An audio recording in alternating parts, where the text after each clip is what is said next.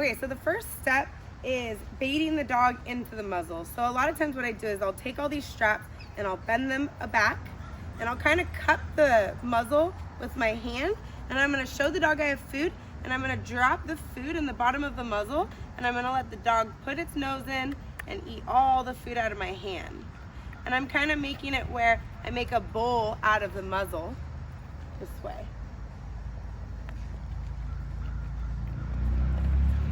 Good boy. I want to put like a couple in so the dog really can satisfy in the muzzle, but if I put a whole handful in, then I'm not allowing the action of him putting his muzzle in, taking it out, and getting the reps in of him going back and forth. So I'm going to do like 4 or 5, let him eat, let him come out on his own, and then put a few more. Jake, good boy. You ready? Good boy. Now the next step, sometimes you could do this right away. Sometimes you need to stick on that step for a while. You want to stick on the bowl kind of step until the dog's actively like going in, not being hesitant about it. Then what we can start doing is I'm going to show the muzzle and then I'm going to feed it through. So now the food's going away and then coming back. Good. So I'm going to let him, there, good boy. So I'm going to let him kind of hunt for the food, but he's got to put his nose in the muzzle. Good. And then the food starts coming. So if he starts going around it, that's okay. I'm going to just not allow him to get the food. Wait till he goes the right way. Good. And then start feeding him. So he starts figuring out where his nose needs to go to get the food. Good. Good boy. Now I'm going to, yes. Good boy. So now I'm going to start marking the correct choice, and I'm going to let him come out of the muzzle to get the food. So I'm going to show him the muzzle. Yes. I'm going to mark. Nope. So now I'm going to allow the dog to start shaping in its mind of what it needs to do. Yes. And let him come out. Dogs that have got a good foundation of our marker words and know how to problem solve, yes, can figure this out really quick like Jake's doing. This is the first time he's ever seen a muzzle. Yes. Wait, you want to go get it?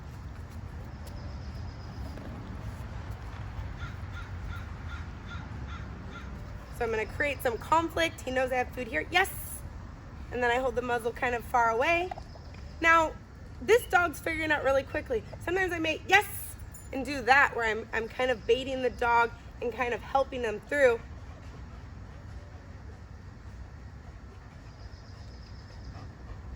Yes. And I'm going to end it with this dog. But that was a good session. But he was able to kind of run through it really quick. Not all dogs are going to. You may have to spend 2 or 3 sessions on each step.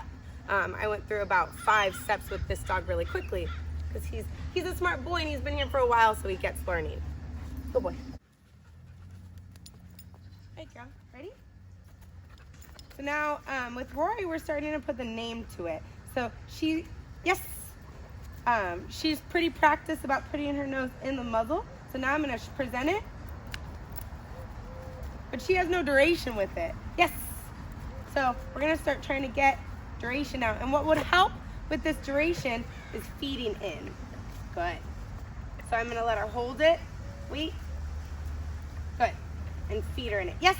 And make sure I'm saying yes before she pulls it out, or trying to. It's not always going to be perfect that way. It helps if you've got a dog that's food motivated. This is going to just make it a more fun experience for her. So I'm going to wait. Good. Good. Good. Yes. I started at this beginning of the video saying that she's ready for the name. I don't want to quite add the name until she's holding it a little bit more strong. So that was good. But she's definitely... Good. Good. Yes. Good girl. That was a really nice long pause. Good. Yes. Good. Nice job. And when I like what I see, I'm going to jackpot her. So jackpotting is giving her a bigger amount of reward than what's normally given. I'll let her try to figure it out. Holding the muzzle strong so she doesn't keep popping it out.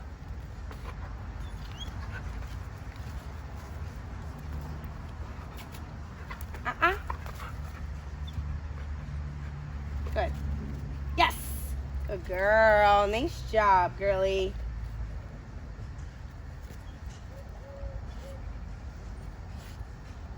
Nope.